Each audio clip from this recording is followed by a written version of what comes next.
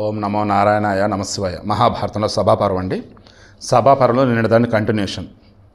నీకు ధర్మం తెలిస్తే నీ బుద్ధి ఉత్తమమైనదైతే మరొకరిని కోరిన ధర్మజ్ఞుడైనటువంటి కన్యక అమ్మను తెలివిగలవాడని అనుకుని నీవు ఎలా అపహరించావు? శిశుపాలుడు అడుగుతున్నాడు భీష్ముడిని, ఏం బాబు నీకు నిజంగా ధర్మం తెలిస్తే బుద్ధున్నోడువైతే వేరే వాళ్ళని ఇష్టపడేటువంటి అమ్మని నువ్వెలా తీసుకొస్తావు బాబు? అసలు ఒక అమ్మాయిని చేస్తున్నప్పుడు ఏమ్మా మీరు ఇష్టపడ్డారా, నా తమ్ముడికి పెళ్లి చేద్దాం అనుకుంటున్నాను, మీకు యువకేదో కనీసం అడగాల? నువ్వు అలా అడగకుండా తెచ్చావు. నువ్వు ధర్మం గురించి మాట్లాడతావా?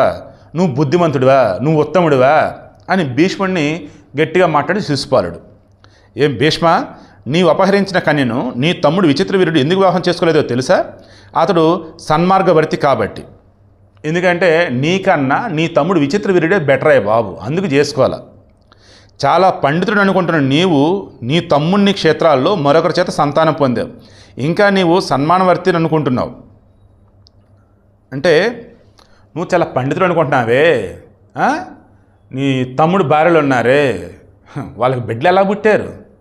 నీ తమ్ముడు వాళ్ళ కాదు, వేరే వాళ్ళ వ్యాసుడు వాళ్ళ. దాన్ని కూడా ఘోరాతి ఘోరంగా తప్పుబడుతున్నాడు ఇక్కడ. నీకు అసలు ధర్మం ఎక్కడుంది? ఈ బ్రహ్మచర్యం వృధా. నీవి బ్రహ్మచర్యం అజ్ఞానంతోనో నపుంసకత్వంతోనో మోస్తున్నావు, ఇది నిస్సందేహం. నువ్వు మగాడివే కదా ఏంటి? నీ తమ్ముడికి చనిపోయాడు బిడ్డల కలగకుండా, వాళ్ళు ఉన్నారు కదా, నిన్ను చేసుకోమని అన్నారు కదా, నువ్వు ఎందుకు చేసుకోవాలా? నువ్వు నపుంసకుడు రా బాబు అని చెప్పేసి అన్నాడు. ఇట్టగా మాట్లాడుతాడు ఎదల ఊళ్ళలో గోల్డ్ అన్నది ఇటువంటి వాళ్ళు. ధర్మజ్ఞ భీష్మ, నీలో ఎప్పుడూ అటువంటి ధార్మికమైన ఉండతో నేను చూడలేదు. నీవెన్నడూ పెద్దలను సేవించలేదు, అందుకే ఇలా చెబుతున్నావు. ధర్మం భూరి దక్షిణలు ఇచ్చి యజ్ఞాలు చేయటం, వేదాలు అధ్యయనం చేయడం, ఇవన్నీ సంతాన ప్రతుల 16 వంతు ఫలాన్ని కూడా ఇవ్వవు. ఎన్నో వ్రతాలతో ఉపవాసాలతో పొందిన పుణ్యం ఏదైనా సంతానం లేనివాడికి నిష్ఫలమే అవుతుంది. అందుచేత అపత్యం లేని ముసలివాడివి వ్యర్థ ధర్మాలు అనుసరిస్తున్నావు.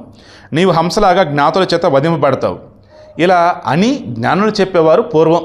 అదేమిటో పూర్తిగా చెబుతాను విను అంటున్నాడు. భీష్మ, పూర్వం సముద్ర తీరంలో ఒక ముసలి హంస ఉండేది. ధర్మం చెప్పేది, వ్యతిరేకంగా చేసేది. ఏమని? ధర్మం ఆచరించండి, అధర్మం చేయకండి అని బోధించేది. సత్యవాదులైన పక్షులు ఆ మాటలు వినేవి. సముద్రుని తిరిగే పక్షులు ఆ హంస చెప్పే ధర్మాలు వినడానికి వచ్చి దానికి ఆహారం ఇచ్చారు. ఆ పక్షులు తమ గుడ్లను అన్నింటిని కూడా హంస దగ్గర భద్రంగా పెట్టి సముద్రంలోకి వెళ్ళిపోయారు. రోజు ఈ పాపి హంస వాటి గుడ్లను తినివేసేది. పక్షులు ఆదమరిచి ఉంటే హంస మాత్రం అప్రమత్తంగా ఉండి గుడ్లను భక్షించేది. రోజు రోజుకు గుడ్లు తరిగిపోతుంటే ఆ పక్షులు చాలా తెలివిగల పక్షి ఒకటి హంసను అనుమానించింది. ఒక రోజున హంస గుడ్లు తింటుండగా చూసింది. హంస చేసి పాప పని ఆ పక్షి అన్నింటికి చెప్పింది. పక్షులను చాలా దుఃఖించాయి. తర్వాత ఆ పక్షులను ప్రత్యక్షంగా హంస చేసే పాపకృత్యం చూసి మిథ్యా ప్రవర్తన గల హంసను చంపివేశాయి. భీష్మ, పక్షులు హంసను చంపినట్లుగా ఈ రాజులంతా కోపంతో అధర్మపరుడైనటువంటి నిన్ను వధిస్తారు. ఈ విషయమై పౌరాణికులు ఈ గాథను కీర్తిస్తారు. అదేమిటో నీకు వివరిస్తాను. హంస, నీ అంతరాత్మ రాగాది దోషాలతో కూడి ఉంది. నీకు ఈ గుడ్లను భక్షించే పని నీ ఈ మాటలకు సర్వదా విరుద్ధం.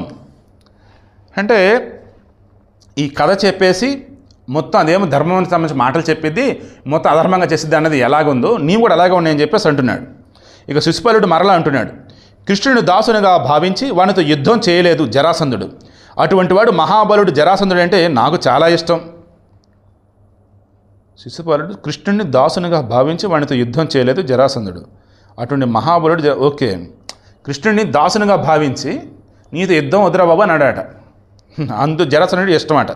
జరాసంధుడు ఎవరో చచ్చాడు? భీముడి చేతిలో చచ్చాడు. నేర్పుగా భీమార్జునంతో కేశవుడు జరాసంధుని చంపించడం ఎవరూ మంచి పనిగా భావించడం లేదు. జరాసంధుని ప్రభావం కృష్ణునికి తెలిసింది. ద్వారం విడిచి మారు వేషంలో బ్రాహ్మణుల నగరంలోకి ప్రవేశించవలసి వచ్చింది. వీని బ్రాహ్మణత్వం ఎంతటితో తెలియక ఆ ధర్మాత్ముడు జరాసంధుడు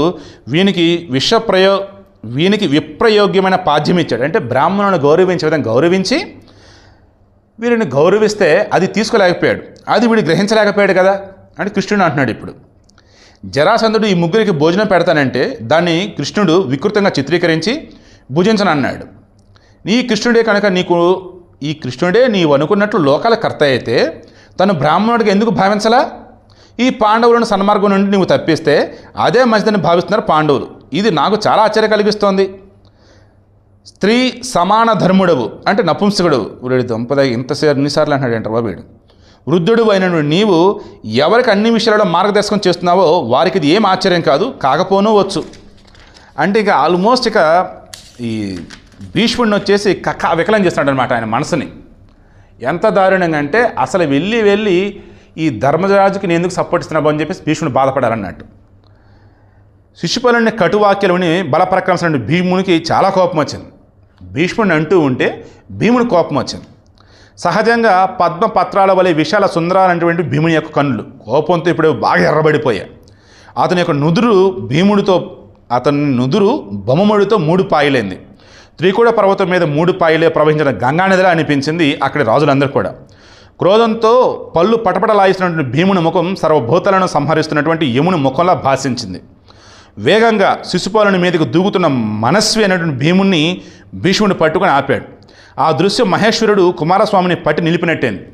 కుమారస్వామి వేగంగా రాక్షసుని చంపబోతుంటే మన పరమేశ్వరుడు ఆపినట్టు, శివుడు ఆపినట్టు భీముడిని భీష్ముడు ఆపాడు అన్నమాట. ఇక పితామహుడైన భీష్ముడు సముచిత వాక్యాలతో వారించాడు. దానితో భీముని కోపం ఉపశమించింది. వానాకాలం పూర్తి అయ్యాక సముద్రం చెలియలే కట్టను దాటలేక వెనుదిరిగినట్లు శత్రు సంహారుడైన భీముడు భీష్ముని మాటను అతిక్రమింపలేకపోయాడు. ఇప్పుడు సముద్రం ఉంది, చెలియలే కట్ట అంటే సముద్రం పక్కన ఒడ్డు లాంటిది. బాగా వానలు వస్తున్నాయి, సముద్రం అల్లకల్లోలం ఉంది. చెలియల కట్ట దాటింది అంటే సముద్రం ఇంకా పక్కన ఉన్న ఊర్లు మొత్తం మునిగిపోతాయి. అలా వర్షాకాలం సాధ్యమైంది, వర్షాకాలం అయిపోయిన తర్వాత సాధ్యం కాదు కదా. అలా సైలెంట్ అయిపోయాడు భీముడు. శిశుపాలుడు మాత్రం భీముని కోపానికి ఏమాత్రం చలించకుండా తన పౌరుషం మీద నిలిచాడు.